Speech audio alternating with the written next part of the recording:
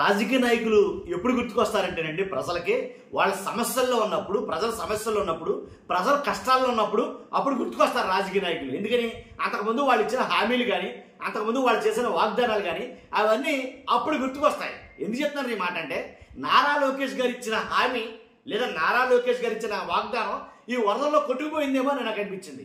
First like చేయండి, ఏంటనేది తర్వాత మాట్లాడుకుందాం. లైక్ చేస్తే నాకు మోటివేషన్ ఉంటుంది, ఎక్కువ మందికి ఇన్ఫర్మేషన్ షేర్ అవుతుంది. కొత్తగా మన ఛానల్లో ఎవరైనా చూస్తే కనుక పక్కాగా సబ్స్క్రైబ్ చేయండి. మీ అమూల్యమైన అభిప్రాయాన్ని కామెంట్ రూపంలో తెలియజేయండి. నారా లోకేష్ గారు ఇచ్చిన హామీ ఏంటి, ఇప్పుడు అది వరదల్లో కొట్టుకుపోవడం ఏంటి అని అంటే కనుక ఆల్రెడీ నేను ఆన్సర్ ఇచ్చినట్టే. ఏం లే, అక్కడ మంగళగిరిలో మ్యాక్సిమం మొత్తం చాలా మటుకు మునిగిపోయిందండి. ఏదైతే భారీ వర్షాలు కురుస్తున్నాయో ఈ వర్షాలు కురుస్తున్న నేపథ్యంలో మంగళగిరి ఊర్లోనే చాలా మటుకి చాలా ఊర్లో చాలా ప్రాంతాలు ఏంటి నీట మునిగాయి అనేది డంకా పదంగా చెప్పొచ్చు. నేను ఇక్కడ ఫోటోలు ప్లే చేస్తాను కాబట్టి ఇంకోటి ఏంటంటే వీడియో అంటే ప్లే చేయలేను, కానీ ఏంటి మోకాలు లోతు నీళ్లు, మొల లోతు నీళ్ళలోంచి చాలా ఇబ్బందులు పడతారు, నానా అవస్థలు పడతారు. కానీ దీనికి నేను నారా లోకేష్ గారి హామీకి సంబంధం ఏంటంటే, ఇంతకు ముందు అంటే ఎన్నికలకు ముందు నారా లోకేష్ గారు ఇచ్చిన హామీ ఏంటంటే, ఏమన్నా వరద వస్తే చాలు, కొద్దిగా వర్షం వస్తే చాలు నీట మునిగిపోతుంది మంగళగిరి.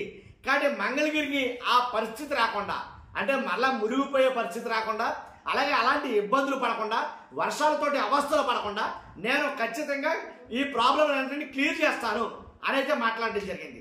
కాబట్టి నారా లోకేష్ గారు ఇచ్చిన వాగ్దానం హామీ వరదల్లో కొట్టుకుపోయిందని అన్నాను. ఎందుకనంటే అది హామీ అయితే ఇచ్చారు కానీ దాన్ని పట్టించుకోవాలి.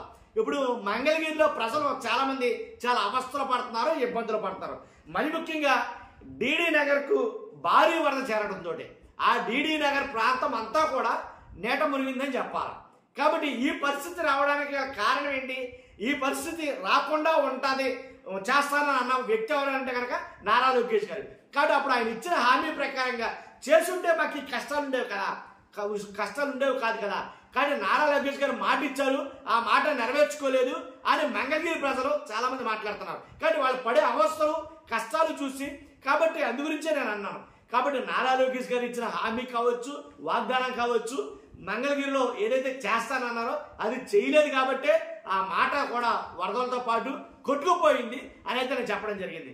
కాబట్టి ఏదేమైనా రాజకీయ నాయకులు వాగ్దానాలు చేస్తారు కానీ పార్టీలకు అతీతంగా చెప్తాం మనం ఈ మాట.